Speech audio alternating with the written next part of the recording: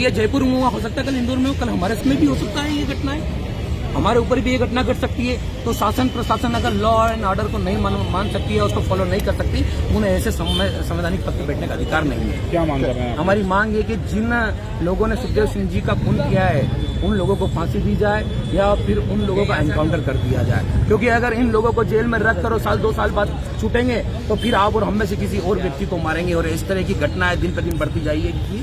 तो गोली की सजा सिर्फ गोली होनी चाहिए, कोई आवेदन निवेदन की प्रथा नहीं होनी चाहिए। राजस्थान सहित गिरफ्तार भी हुए हैं।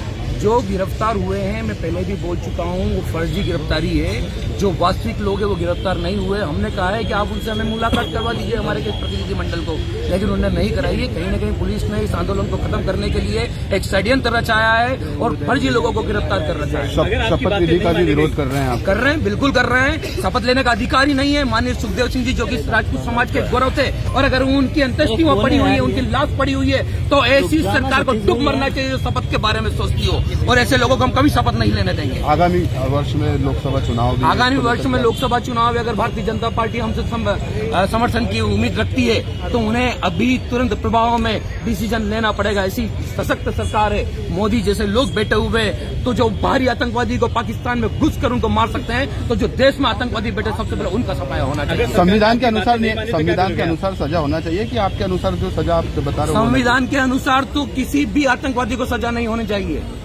संविधान के अनुसार तो सजा हो ही नहीं सकती। वो 2 साल 3 साल बाहर रहेगा, सीसीटीवी कैमरे जाए, उसको कोई कितने लोगों ने मर्डर किया, कितने लोगों को फांसी हुई आज तक संविधान के हिसाब से।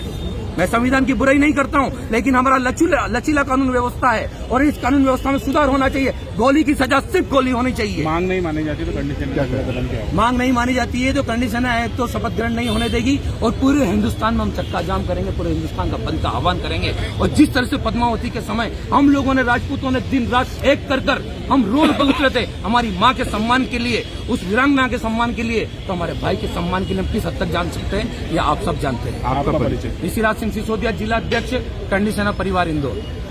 कार्यालय पर इकट्ठा हुए हैं, क्या मकसद है आज आपका? आज कलेक्टर कार्यालय पे इकट्ठा होने का सिर्फ एक मकसद है कि सुखदेव सिंह जी के हत्यारों को सजा मिल जाए।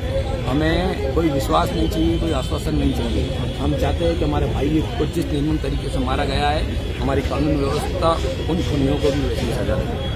अच्छा, दूसरा ये कि जो है अब चुनाव भी जो संपन्न हो गए हैं वहाँ पर, अब दूसरा क्या करनी सेना का रहेगा इसमें? देखिए, चुनाव तो ऐसा है कि हर 5 साल में आते जाते रहेंगे, सरकारें बनती रहेगी, बिगड़ती रहेगी।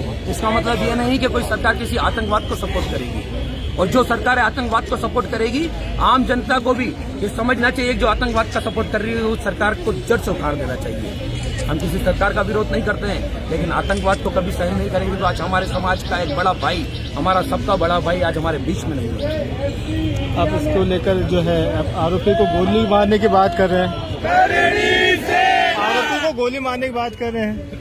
मैंने आपसे ये नहीं कहा गोली मारने की, मैं ये चाह रहा हूँ कि ऐसे आतंकवादी को फांसी दी जाए और उसको या एनकाउंटर कर दिया जाए।